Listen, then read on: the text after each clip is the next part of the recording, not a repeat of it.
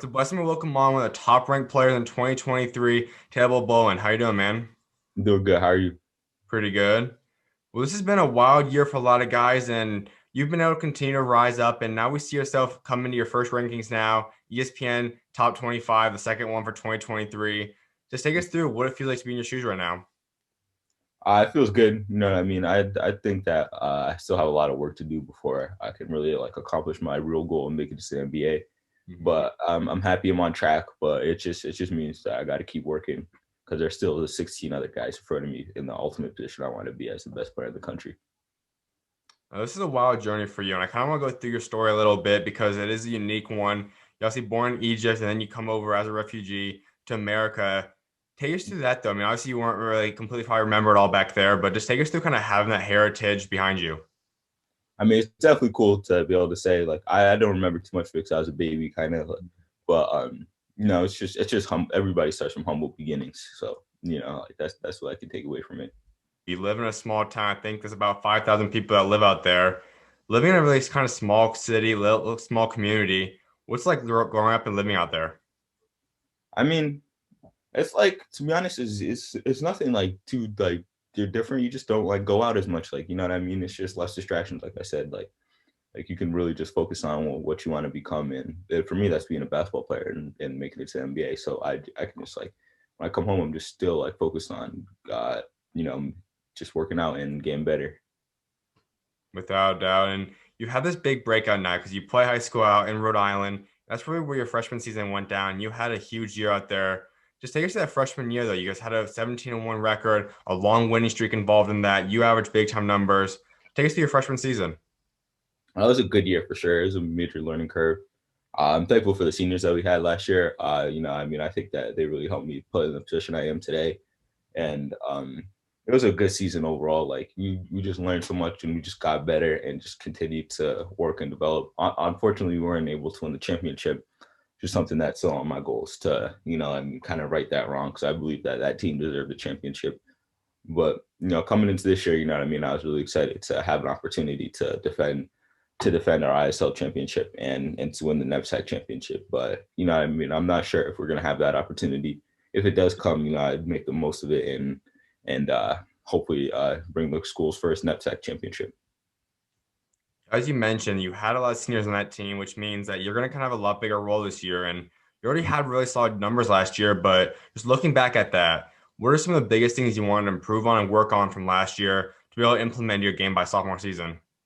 Last year, I didn't really handle the ball as much. I wasn't really as vocal and I don't think I had as much of a leadership role. This year, I think that it's really important to be first and foremost be a leader for my team and lead them to a championship because that's the ultimate goal. And then second, I'd like to improve like my scoring. I mean, I think that I got much better with handling, much better shooter. So I believe that I can score more. But I also think that on the defensive end, I think that it's good to become a defensive anchor for our team. So I believe I could guard all five positions. I believe in, especially to like hold that standard for our team and have our guys follow it. I think that we could win a lot of games if we were to play. We talked about the rankings earlier, and that doesn't necessarily mean it that much. And Yeah. especially for a guy like you, because your ceiling is extremely high, you still have a lot more years of developing into who you'll become. I mean, you're talking about guys like 6'8", 6'9", 7 foot plus wingspan. Take us through being able to use your size and how you've grown into this.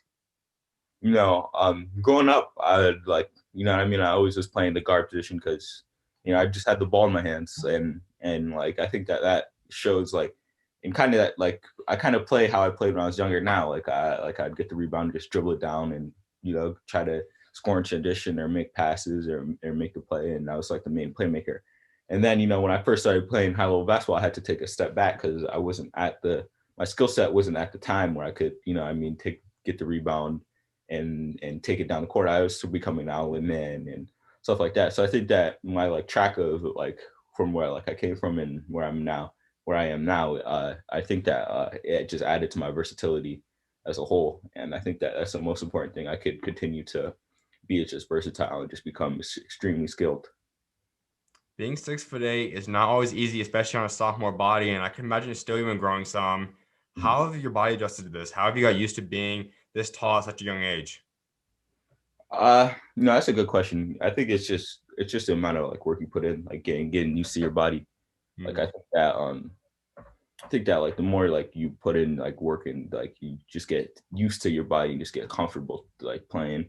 Like I think that one of the more fluid and agile guys dribbling and handling and stuff, because I feel like the time like I was spending in the gym just practicing it, it's just allowed me to become much more fluid and growing into my body more. Now, ultimately, your big goal right now is just getting to college, but the ultimate goal for you is the NBA. And we always hear the big thing for NBA teams is the length, size, being able to defend as well. And you talk about that. You obviously, we know you have the size. You mentioned how you really want to prioritize defense, be a defensive anchor for your team. 4 blocks per game as a freshman is already a great start to that. How have you really started working your defense and really keying on that aspect? I think it's just becoming more vocal on the defensive end, because I think that last year I was pretty solid on defense, but I think it's just becoming more vocal and really becoming an anchor, like kind of like a center back on defense. Like how they're always directing their guys and helping them get in the right spots just to stop the attack, and it's just one of those leadership things, I think. Now you head into the sophomore year, and we mentioned the rankings. We've mentioned all these offers so far you're pulling in. This means that you're also going to have a target in your back now. People know who you are. They'll start game planning completely just for you. How do you plan to adjust to this? How are you planning to play with this target on your back?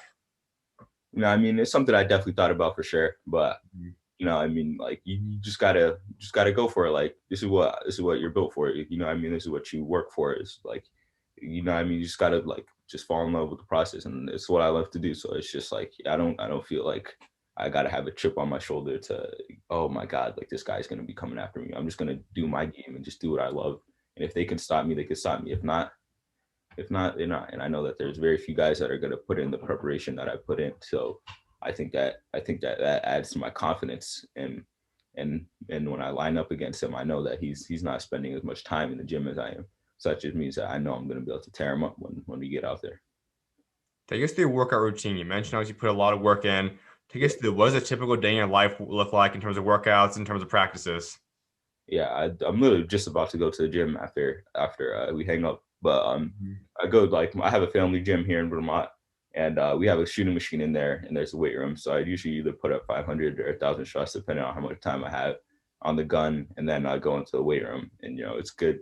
My brother Dang, when he was home, like he plays at not Vermont Academy anymore. He plays at UVM now. But when he played at UVM, he came home this summer, obviously, to Corona, and we were just getting in work every day, and he was just pushing me to come better. And those days were really like days we'd go at it, dribbling and handling, or we'd go at it in one on one. That's a blessing not a lot of guys get to have, and I believe you have two brothers that now play at the next level. What's Yeah, it been like growing up with that, having family run in the bloodline for you guys and being able to test them, be able to ask them for advice, and also just be able to work in your game? What's it been like growing up amongst that? it's definitely a blessing to have for sure. Because I mean, without my brothers, I don't know where I'd be right now. And like having older brothers too that really guide you is key. And it's just like having that competitive edge. You know what I mean? Like always getting whooped on when I was younger. Like I didn't beat my brother until this summer. Like he would always just whoop me, and he never let up in everything from playing 2K, playing FIFA to playing one on one. And I Mhm. think that helped me drastically in my development and my improvement. How did the games look when you guys play one on one? He's just too short to guard me now. Like yeah, my brother Dag, he's just too short to guard me. Like he's phenomenal defender too. He's very quick and strong. But so it's hard. So that's a good thing, because I mean that's where I got a lot of practice in my handle, because he was just always, because he's 5'10". Like I'm 6'8", but he's 5'10". So it's just like it's like that Michael Jordan, his little brother. Like Michael Jordan 6'6", his little brother is like what 5'8". But but my brother's like he's very shifty, very strong, and I mean he's always guarded guards, and he's a good point guard, and he's always in my shorts trying to steal ball. So I think that helped me a lot getting comfortable handling it. And we'd play, and it didn't go back and forth, but I would ultimately end up winning usually. And it was just good high level competition. Like I remember one day we were going at it so hard that like like we worked out for 2 hours, and then we played at the end, and then we planned on playing game 3, and then it went to game 5, and then it went to game 7. Then I also really in game 7 that it just got heated, lived up in the moment. I said, you can't you can't bite, don't bark. And I yelled that in front of like there's a lot of like people that were at the gym at the time. And, like it felt good, obviously, being my brother. But yeah. Absolutely. And now you also have a big upcoming sophomore season we mentioned. Hopefully you guys have a normal season. We'll see what it looks like. But let's say it all goes as planned. You guys have all the games, normal season. What can we expect from you? What kind of numbers do you think you're capable of averaging? I'm not too worried about the numbers and stuff coming into this season. I just think that it's as long as we win the championship and win knapsack championship, I'm all set with winning. Absolutely. And because of all this big time stuff you've been doing, you also put in a lot of offers now. You have a lot of them on the table. I know you also have a lot of interest from schools. Kind of take us through this right now. Who's talking to you the most? Who you kind of hearing from? Who's showing the most interest? I think that Iowa and Indiana are showing most interest right now. A lot of Big Ten schools showing a lot of interest right now, but I'm not trying to get too caught up in it. Like I said, like that's another like I'm not going to be able to play at those colleges until for another 2 years. So I mean, it's just to stay locked in the moment and just continue to focus on what I got to do now to make it to that level. That is the mindset a lot of guys have to focus in on because you know you're gonna have college coaches wanting you, a lot of them want to talk to you, but also you still want to improve on your game. You still want to work on not only getting ready for college, but ultimately the end goal of NBA someday. How have you been able to maintain that? How do you kind of get locked in on your craft? It's just what I love to do. Like it doesn't feel like a chore or anything. Like I Mhm. just go play basketball and go work out, go get shots up. Like it's just what I love to do. It's just fun to me. Like my best memories of the summer is just being in the gym with my trainer Corey and some of my friends in the gym, just going at it and playing all day, kind of. And like that's just what I mean. It's not like I feel like I have to stay locked in because I feel like I'm always locked in. It's just what I like to do. I want to talk about a couple of different schools though. George Mason's one of them. Just it being your first offer, just getting that first recognition of that is always a big day for guys. Take us through how you learned of that offer and what your reaction was. It was a great day, actually. It was a great day. So this is a wild story, actually. Like I don't think I've ever been told, but so my original trainer from Vermont and my old AU coach, BJ Robertson, him and his two kids were there. And my best friend from Vermont and my first ever basketball coach, Dave Nicholson, he was there too. Mhm. And so my teammate Tyler Kolek, he's a George Mason commit, and obviously a freshman there now. He's playing there, and his coach was there to see him play against Belmont Hill. So Mhm. we're playing at Belmont Hill. Like I knew that his coach was going to be there, but I didn't think anything was going to like happen up there or anything. So I was just playing, and at first I smoked two layups, like wide open layups. Like I couldn't believe it. Like what I mean. That like I settled in and started playing well. Like I think I finished like 15 points or something. Mhm. And I mean, shout out to Tyler, and then what I mean. And he just introduced me, and then he gave me a scholarship offer. Then That's awesome. And you did mention that first thing. I think all guys, when they start seeing college coaches there, your mind sometimes get a little crazy. It might get kind of sidetracked. I mean, it is a big day knowing that college coaches are there, especially when you have no offers. yeah, And that's going to continue to pile up, though. I mean, you're going to have a lot more bigger coaches even coming to games eventually. How are you able to kind of in a way ignore them and just focus on the game when you have all the fans, you have all the distractions around you? I think as a freshman, I don't. I think that it didn't help being so young and what I mean, being so eager, kind of. Because I was seeing other guys that I didn't think that were better than we were getting offers, but Mhm. it's really just to stay locked in, like what I mean, just play the game, like just do it, just doing what I love, like, and what I mean. I don't feel any pressure at all playing in front of coaches, like. I just think that it's just something that comes with the game and what you like to do. You mentioned Iowa, and they are a great program, especially right now, number three in the country. They're going to have the guy that's going to win of the year again, and Luka Garza. There's a lot of just kind of vibe going about them right now. What are your thoughts on Iowa? What do you like about them? I like Iowa a lot, actually. Coach McCaffrey and Coach Eldridge and them, they uh, hold a solid program. I mean, they're really good offensively, one of the best offensive teams in the nation. And defensively, actually, they've been played pretty solidly too. And I know that they had like a lot of questions on it. And I like Iowa a lot. My guy Josh Ogundale from Worcester actually goes there, so I mean, it's cool for sure to have them in the mix and have them in the same like discussion as recruiting me, and I'm thankful for it. But I mean, like I said, that's still a long way away from making that decision, and the only thing I could do right now is stay locked in. You personally now, where do you see yourself coming and developing into? You're a guy that I think can obviously run a small forward, power forward, even some of those point guards, shooting guards too. But where do you see yourself developing into? What kind of position do you want to be used at? College level, long term? Where do you see yourself developing into? I think I could see myself developing into just a positionless player, like moving me around the lineup, like just depending on like game to game, like and matchup wise, like what we got to do to win the game. I don't see myself like, you're gonna play this position, you're gonna play this position. Like I think that there's gonna be times where I play this position, there's gonna be times where I post up, there's gonna be times where I take it out to the mid post, there's gonna be times where I take it out to the wing, and you know what I mean. I think that just stay versatile and and staying as unguardable as possible is the best route to go. And that's huge because I think any coach, just even from a typical fan, can look at that. You can run a guy at the 1 through 5, whatever rotation you run him in, he can go run that spot. That's something that's very valuable. And more guys are trying to get to that level. But how have you worked on that? How have you been able to grow in all different positions and feel confident that you can run a 1 through 5?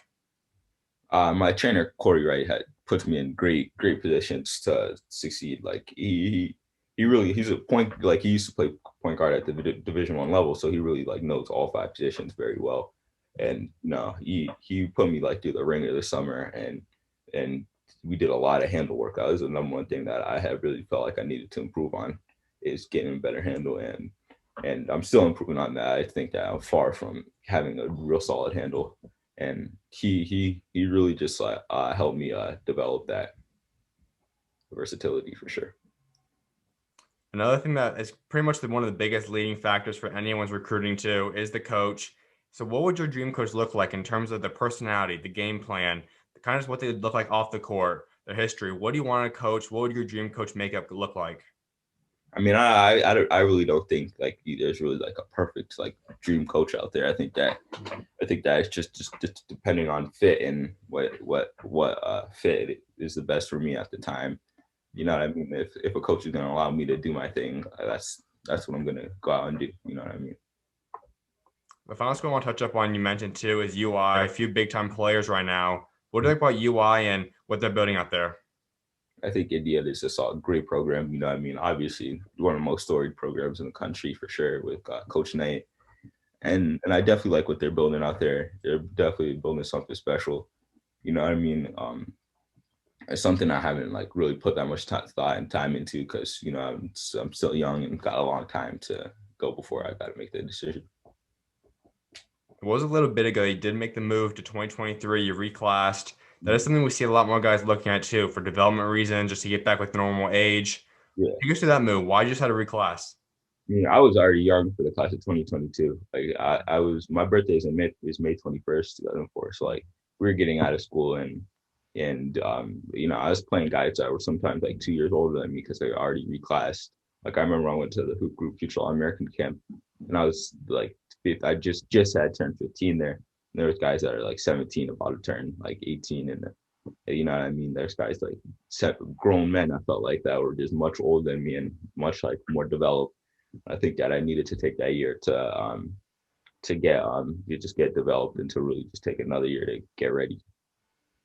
You mentioned the future All American camp, and that was pretty much your breakout event. Not a lot of people knew who you were yet. That really puts you more into almost a national spotlight. People started talking about you, create a lot of buzz for yourself there. What was that camp like, and what was that kind of getting that attention and breaking out there? It was a great camp. Shout out to my guy, Coach Moses. uh, but good guy. So we were playing. We were just playing like what I mean. Like there was like a lot of guys with big names there, and I mean. I just came in with the mentality like I don't have a name here. I'm one of the smallest guys here. Like what can I do to separate myself? And I just hit shots and did what I had to do, and it went well. Like it was a great camp. Like one of the biggest like memories and takeaways I had was when we were all like I think it was one of the first nights there, and I was sitting with my boys Kyle, Alex, everybody like Reed and Coach said, and the president says, Mr. Kennedy, he says, if you want to be a pro, you gotta like have the pro habits right now. Like you gotta act like a pro now, and that stuck with me to this day, obviously. And it was just a great camp experience overall. And I'm thankful that I went to that camp for sure. A lot of players always get put in these environments, rather be at a big time camp like that, rather be a showcase, the circuit or EYBL, whatever it may look like, where you're really just going to go up against the best of the best. Take us through your mindset though. You go into those events where you see guys that are all just top ranked players, maybe ahead of you, behind you, whatever they are. What's your mindset? What's like going up against those top guys and try and prove yourself to be the best one? You know what I mean? Like I said, you just gotta go at them. Like, you know what I mean? You gotta just prepare and relentlessly prepare, because that's where you get your confidence from. You Mm-hmm. know, one of like Kobe's things that he said was, you know what I mean? If you're not confident that you're gonna win when you step on your court, you didn't prepare enough. Mm-hmm. So I feel like when I get on the court, I'm a confident person now, because now I feel like I'm putting in the work to be able to have that confidence. So, you know, it's just about going at him, and you know what I mean? A lot of people are very buddy buddy now, and are like friendly, and you know, like don't want to go at each other as much, but somebody's got to be the alpha at the end of the day. Like somebody's got to be the top dog. So why not me? That is a huge thing. That's where we start seeing guys separate too, because a lot of guys are buddy buddy, and I think that guys are starting to have to learn the balance. When you off the court, of course, you guys can be cool, hang out, friends, whatnot. But some guys learn to flip that switch, and they turn into that alpha dog, that dog mentality, where there are no friends on the court. How have Yeah, you learned that? How have you learned to become friends off the court? But when you step on that court, obviously the mentality changes. you know, that's something that Coach Corey has really instilled in me. Coach him and Coach Ken, they both said like, yo, you're way too nice. Like you gotta become more of a dog. Like, you know what I mean? Like you're always smiling and giggling and stuff, but like, yeah, but when it's time to step out the court, you gotta turn it to a killer. Like you can't, you know what I mean? You can't take these guys for granted, because they will like step all over you. You know, it's something that like I learned from watching too, from like guys like Bensley on our AU team, and Alexis. You know what I mean? Bensley's a good guy, and Mm-hmm. right, great off the court, and then when it's time to get to stepping on the court, he's a dog, and you know he always wins, because that's what he cares about, is just winning. And that's something that I learned from playing with him over the summer for sure. It wasn't the typical AU season. There wasn't a circuit, but you were going to be running the Expressions Elite. You guys got some little stuff in. But why did you choose them? Why is that the AU program you wanted to run with? Expressions chose me. You know what I mean? I like they were the first program to believe in me for sure. Like when when I was literally nobody in the basketball world, like they said like, yo, you have potential. Like we're gonna put our time into you. Like Mm-hmm. and I'm thankful for type of program like Expressions backing me, and you know I'm loyal to them, and you know like Todd and Coach Ken, and at the time Coach Ward and Coach Corey, you know, they all just like took me in with open arms and said like, let's go, like let's get to work. Like I think you can be special. You just gotta listen to us and trust in us, and trust in X, and X we trust is what they say. So you know what I mean, it's good to have a program like that. Absolutely. Now, I know you also really prioritize your academics, and that's huge for a lot of guys. I know some guys think that obviously they're great players and they'll make it to college or the next level, and sure, they probably might do that, but having that other career path, valuing your academics is crucial too. Who instilled it in you? Have you always valued academics, or who kind of instilled that drive for your academics in you? No, it was definitely my parents for sure. That drove that into me. Like if my grades weren't good, I wouldn't be able like allowed to play.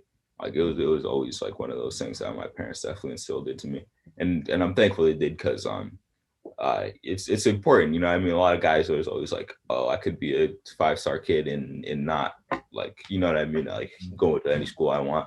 But it's more than just like you got to be like a well-rounded community person, and I think that academics is huge. Like you can the ball is gonna stop bouncing one day for you, Mm. but your mind is always gonna live with you forever. Like this will never go away. So as long as you train this for forever, like you could really turn anything into success. You know what I mean, with your mind for sure.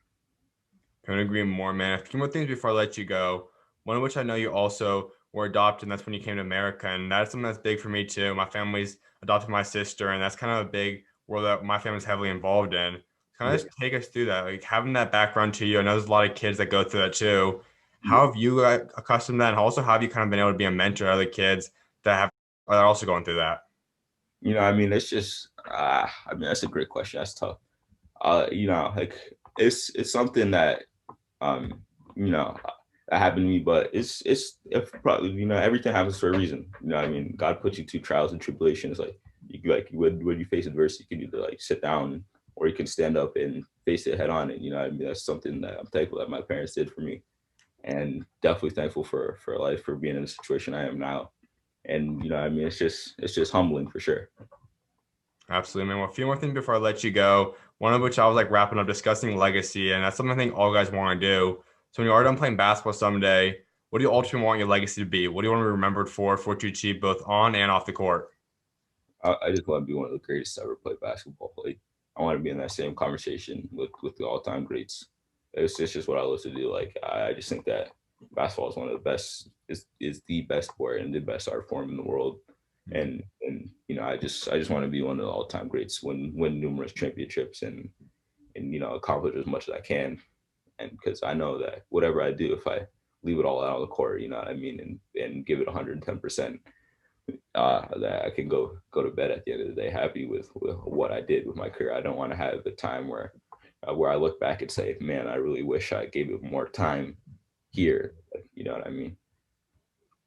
No doubt. My final question for you is kind of talk about your faith a little bit. I know you mentioned God a few different times, but talk about how God's kind of helped get you to the point you're at today. God is like, I mean, God has some influence on me for sure. I mean, it feels good to be connected to a higher power for sure, and it really at all times just know that somebody is looking out for you, and everything happens for a reason.